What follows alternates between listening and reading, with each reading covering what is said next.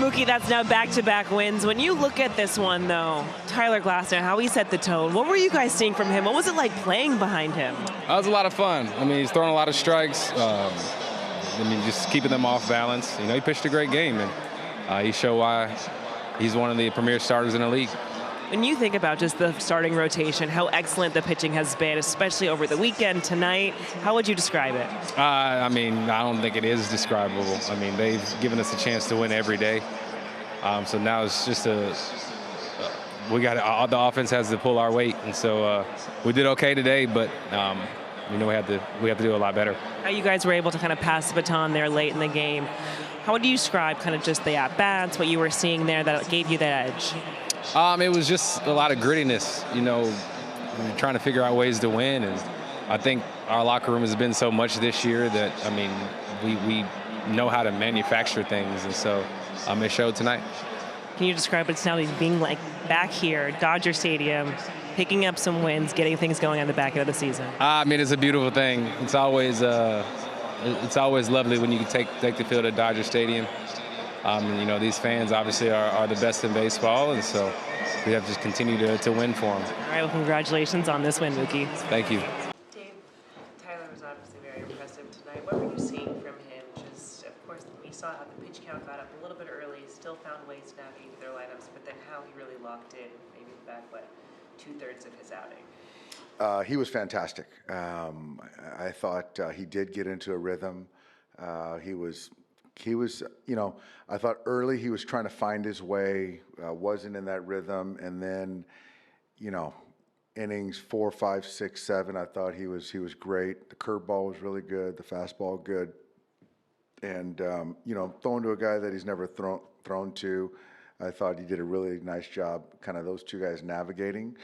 And yeah, the pitch count got up. He's a guy that came off, you know, a back situation, you know, 107 pitches. So for me, that was an easy one to take him out of the game at that point in time. But he was fantastic all night. It was good to see. Was it encouraging also just to see how Blake Trinan as well as Tanner Scott were able just to bounce back from their tough weekend? Yeah, it was.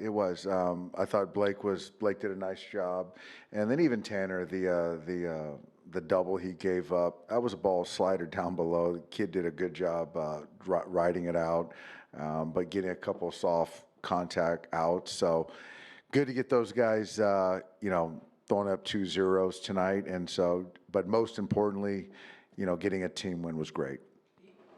Given what you just said about Tanner, when you saw that double, even for a second, did you think, oh no, here we go again? I try to not think like that. You know, I've got to show belief in my players. I really do. And I believe in them, and I've got to continue to show, but they've got to do their jobs too. It was a good night. You talked about maybe having to lean on your starters a little bit more, getting 7 out of Glasnow. How pleased are you with that? I'm very pleased. Yeah, I will say that, you know, where he's at, you know, in other circumstances, I might have thought to, you know, eject after 6 and 90 right there.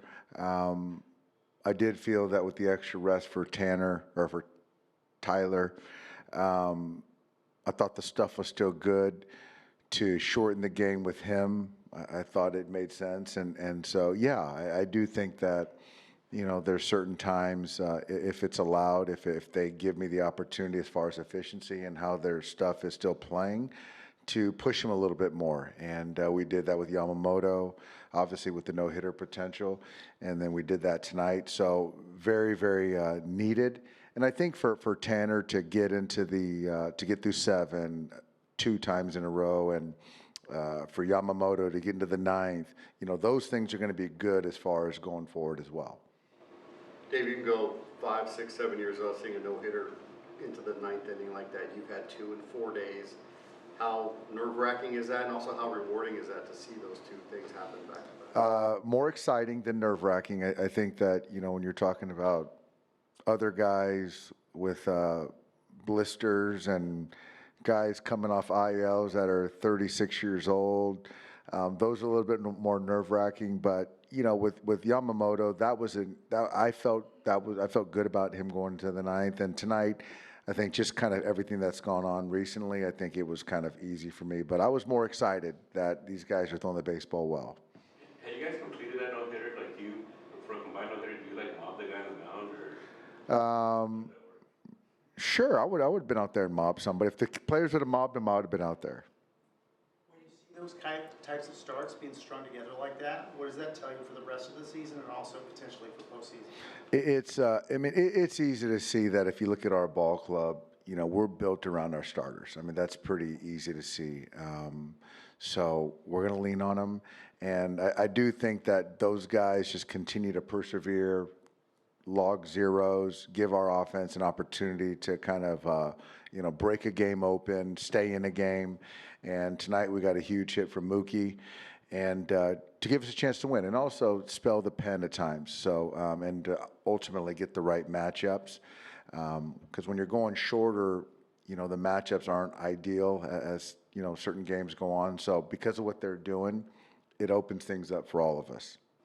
Ben Roortveld has caught 2 deep no-hit bids in his first handful of games with the team. What have you noticed about how he's been working with the pitching staff? I think with Ben, what's good is that he knows his role on the team, and he's a servant.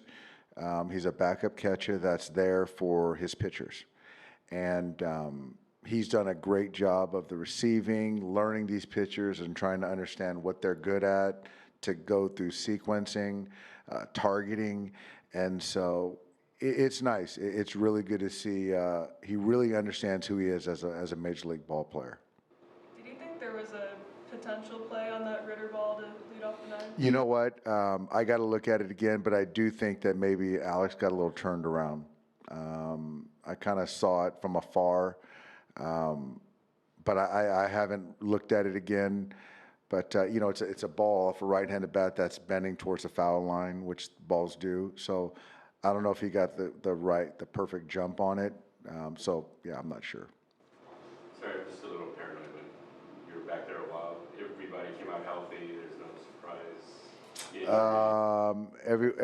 Everyone came out of it healthy. Yeah, just had to clean up a few things. All right, well, 7 innings of no-hit work. Very impressive tonight. When you look at just kind of how the game started, the pitch count got up, how you were able to really lock in, how would you describe kind of this outing? Everything felt good. I think timing was good. I was a little off on 4-seam and slider early, just yanking off everything, and just got with Connor, and he told me to just keep my shoulder in a little longer, and after he told me that, everything just kind of found its timing, and it just kind of clicked after third or fourth inning. How encouraging is a start like this for yourself when you are coming off of you guys were scratched from the last one due to the back tightness, but just being able to come into this one, not only being healthy, but being efficient and effective? Yeah, I think just knowing everything's good and feeling good is always the plan, I guess, and I'm just happy I could have a tiny bit of tightness come back, everything felt good, and then I didn't think about it at all today. No reservations or anything, and it felt really nice. You had 6 no-hit innings in your last start. Is there something that clicks when you go that far into a game without giving up a hit?